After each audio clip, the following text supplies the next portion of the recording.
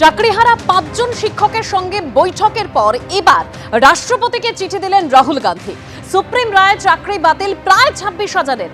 বাংলায় শিক্ষা দুর্নীতি সহ যোগ্য অযোগ্যদের নিশ্চিত করার জন্য হস্তক্ষেপ, যোগ্যদের ন্যায় বিচারের দাবিতেই এবার চিঠি দিলেন রাহুল গান্ধী রাষ্ট্রপতিকে।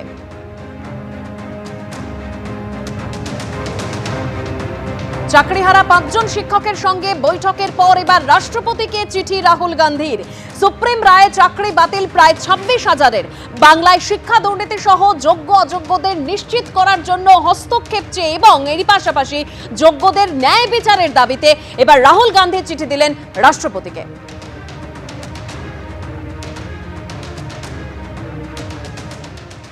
এই যে মিছিলের ছবি দেখতে পাচ্ছেন, কলেজ স্কয়ার থেকে এই মিছিল শুরু হয়েছে। চাকরি বাতিল ইস্যু নিয়ে ইতিমধ্যেই পথে নেমেছে এআইডিএসও। দেখাবো সেই মিছিল।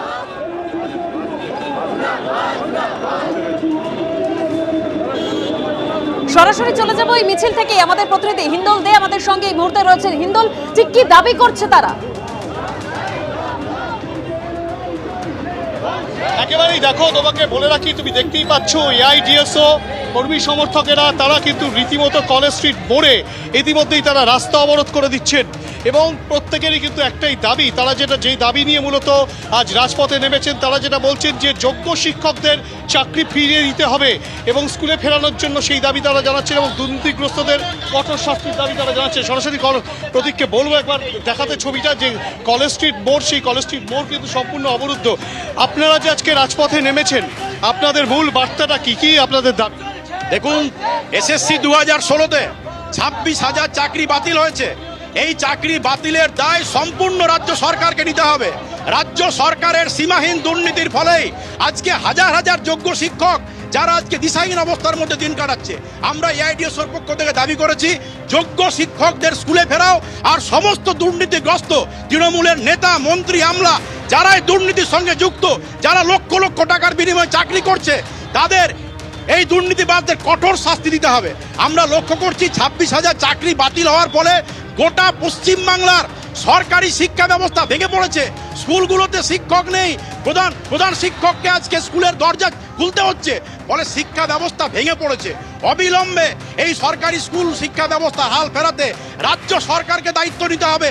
রাজ্য সরকারকে চিহ্নিত করতে হবে কারা যোগ্য কারা অযোগ্য, সেই চিহ্নিত করে তালিকা সুপ্রিম কোর্টে জমা দিতে হবে। এবং আমরা মনে করি রাজ্য সরকার এবং সিবিআইও কিন্তু সম্পূর্ণভাবে ব্যর্থ হয়েছে। ফলে রাজ্য এবং কেন্দ্র সরকারের একটা গোপন বোঝাপড়া, একটা বিরাট বড় দুর্নীতির চক্রকে আড়াল করতে চাইছে। এর বিরুদ্ধে আজকে আমাদের কলেজ স্ট্রিট অবরোধ এবং আগামী দিনে দাবি না মানলে বৃহত্তর আন্দোলনে আমরা যাব। বৃহত্তর আন্দোলনের ডাক দিচ্ছে এআইডিএসও এবং তারা যেটা বলছে, রাজ্য এবং কেন্দ্র তারা কিন্তু গোপন আঘাত করে বৃহত্তর এক চক্রান্ত, সেই চক্রান্তকে কিন্তু ধামাচাপা দেওয়ার চেষ্টা চালাচ্ছে। এবং শুধু তাই নয়, যে ছবি দেখাবো, ক্যামেরা পার্সন প্রতীককে বলবো দেখাতে, যে সমস্ত কলেজ স্ট্রিট চত্বর আপাতত অবরুদ্ধ হয়েছে, কেননা কলেজ স্ট্রিট মোড় কিন্তু তারা অবরোধ করে দিয়েছেন।